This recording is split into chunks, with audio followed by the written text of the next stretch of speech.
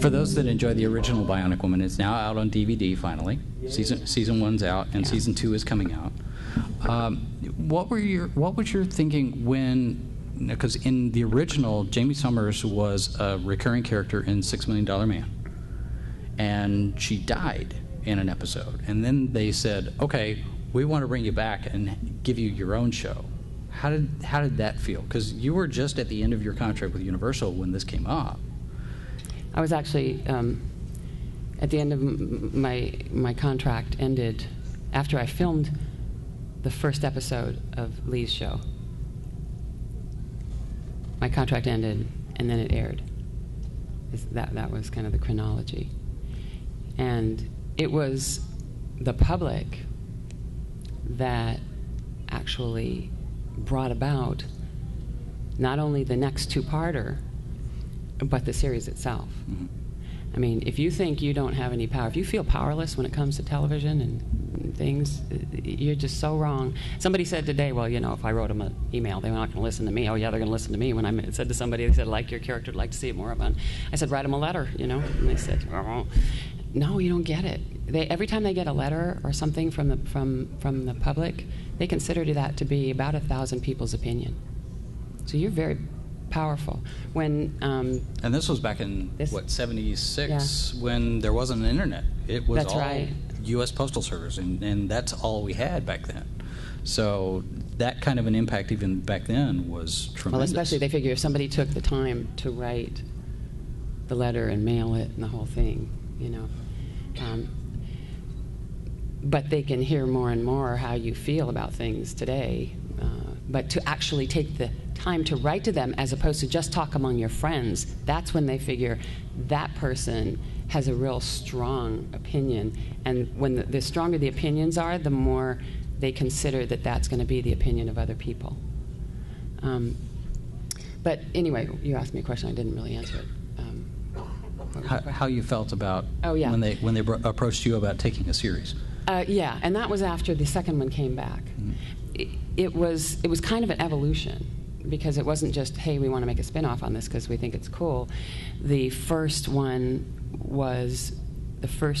episode was just what it was. They wanted to bring about some higher ratings, and in those days a formula was give the lead character of the show a girlfriend or a boyfriend, and people, they got it, so they tune in again, and it kind of resurges the interest in the show. But when they killed Jamie at the end of it,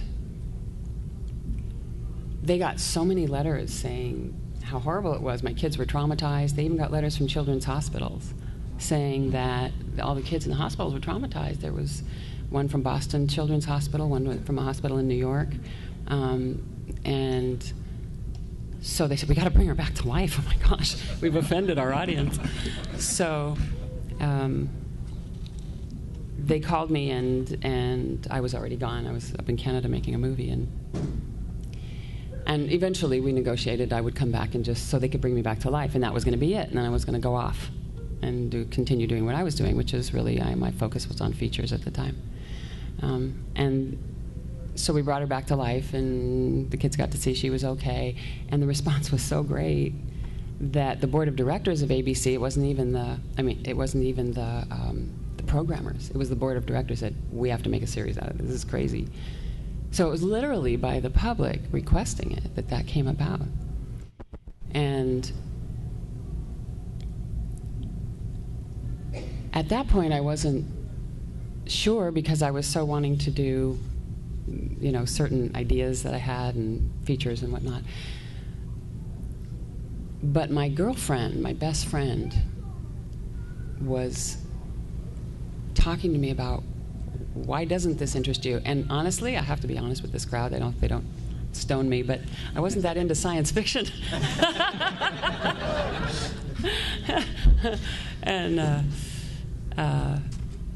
And yet, my best friend, who knew me very well and knew that I had been doing a lot of work with kids, I was working with children, teaching acting to help them kind of find themselves, learn to express their emotions, kind of get in touch with themselves, because a lot of times parents get busy and we don't really listen to the kids as much as we should, and they don't really have a place to deal with all the feelings that they have. So I was trying to create, at this school that I was working with, just giving my time, a program where the youth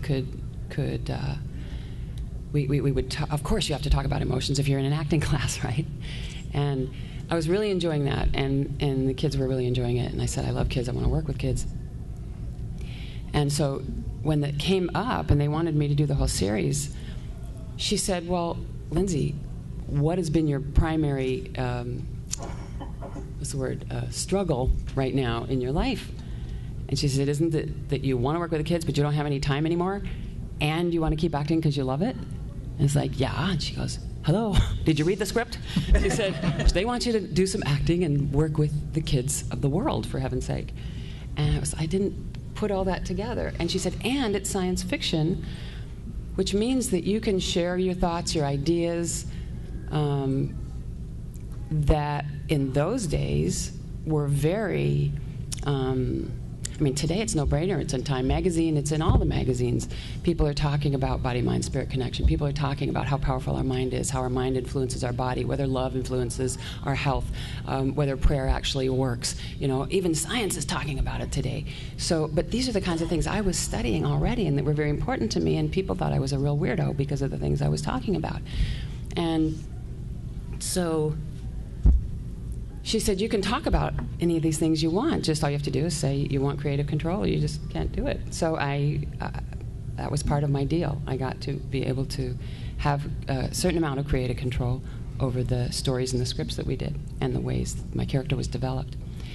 And as a result, we ended up doing lots of things. There was one called the Biofeedback. I don't know if anybody remembers that episode.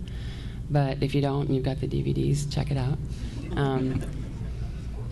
It was about one of our OSI scientists who'd gone to India and had studied the yogis there, or gone to Tibet, and he had learned to control his body by way of his mind, and it actually saved his life when he got shot because he could control his body functions, and which we absolutely have the potential to do.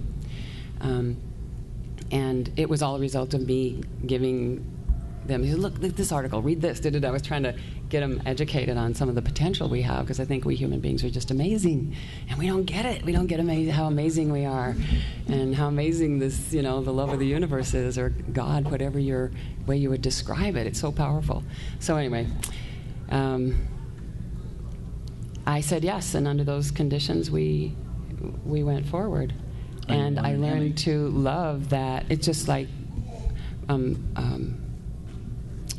Not Star Wars, but what was the big series before that? Star Trek. Star Trek, yeah. Star Trek. If you look at the original Star Trek, that was the one thing that in science fiction that I would watch, because they had such intelligent shows. They talked about very advanced principles and things in there, but it's in story, so it doesn't, it's not like in your face, it's not preachy. It's just dramatizing things that are actually our potential as human beings that we don't look at, so we don't think it's the commonplace, so when we hear it, we think it doesn't relate to us. But when you're talking with kids, get the truth right away. Kids resonate with truth very easily. So that's what really drew me into doing the story. Now, since Bionic Woman, for which you won an Emmy, you really didn't do anything more science fiction except for the Bionic reunion movies. Now, was that something that you had to be convinced to do, or was that just a no-brainer? It's like, well, of course I'll do it again. And just come at any of them. The Bionic Reunion, because there were 3 of them. And one of them actually was supposed to be a pilot for Sandra Bullock to take a series and do afterwards, and that didn't go anywhere. Did you have to be convinced to come back to play Jamie Sommers, or not at how all. did that come about? I love her. I love her too. No, that was fun. It isn't, for me, it's not about whether it's science fiction or drama or comedy. For me, it's about what are you left with? Mm-hmm. Anything. It's the same thing with the characters. People say, well, you play these kinds of characters. Well, usually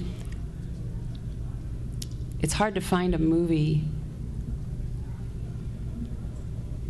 that has what I would call a wonderful resonance for the audience that you're left with. Something they can identify with. Not just identify, because we can all identify with horror. We can all identify with everything. We've all killed people in our minds. We've all, whether you've done it on the outside or not, all this stuff that you watch. And some of them, I just go, I can't believe people watch this. Why would you pay to watch that? That's the things I go to a shrink for.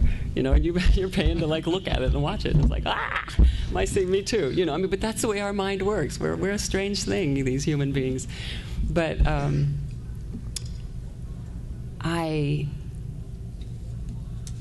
for me, it's about, does the story, because I'll play any character if our story will take you through something that'll help benefit your life.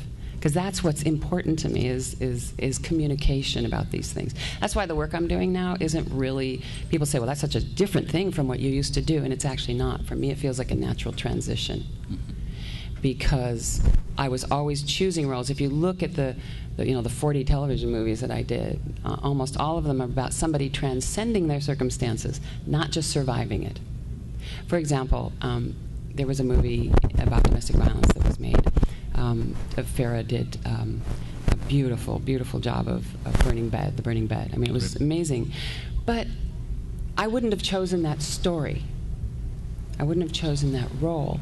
It was an important role, but to me, showing a story where families are having trouble internally with themselves, so consequently externally with each other, the stories that I look for are stories that show someone, or hopefully all one, but someone at least, evolving out of that syndrome, seeing the syndrome, playing it, but when you walk away, maybe you have a sense of something about yourself that it affected you in a way that you or someone that you might know might benefit from, as opposed to, what the end of The Burning Bed was, kill the mother. It was like, that was the message.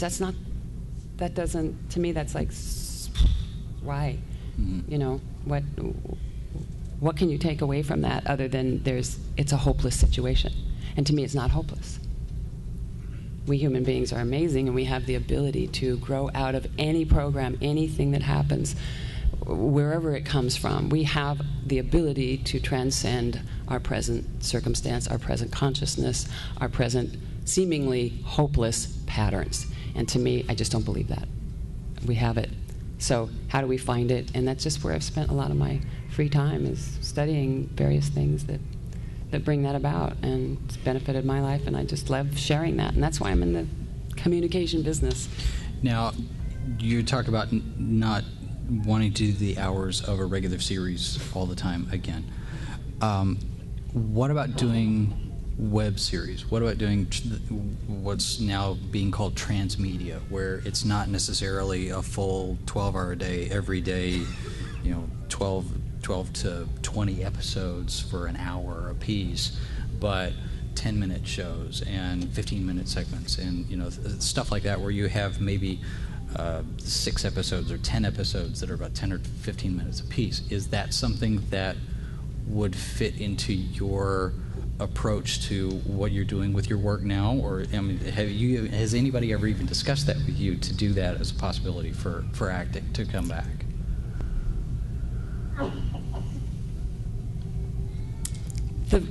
To be honest with you, I'm pretty ignorant on. I've heard that it's out there, and I really haven't seen it. And I've just, before I came, about a week ago, somebody called and said, I just did this webisode. Is that what you call them? Mm-hmm. I just did this webisode, and the guy's interested in perhaps you coming to. So this is the first time anything's ever come to me. I haven't read it. I don't know what it's about. I certainly would be open to it. Also, when you've been, when I have had the grace in my life to be able to, work with some really amazing people, and I would have to just kind of let go of all my expectations of the quality of the cinematic quality, because maybe I'm making an erroneous assumption, but it's not quite up to. It depends on who's making it, I think. Does it? Yeah, are there actually some really high-end things? Are they? Okay, see, I don't know that. And that's why I said, I'm going to have to research this and see what's up about it. How many of you have seen The Guild? What's it called? The Guild. Felicia Day, who's off the cast of Buffy the Vampire Slayer, that's one. Dr. Horrible. That's one. Let's see. So is the quality, Gemini Division. The quality of the filming, like when you look at it, do you look at something beautiful? Is it shot beautifully? Are the people? I think a lot of it depends on what the goals are for the filmmakers. But yeah, you get. I think the web is where we're starting to see more short films come back. Web series, webisodes, motion comics. There's a lot of opportunities there for the different types of mediums that you wouldn't get with regular network TV. And you don't have to worry about Nielsen numbers. Pardon? You don't have to worry about Nielsen numbers with that, which is a good thing, right? How do they make money? That's the question.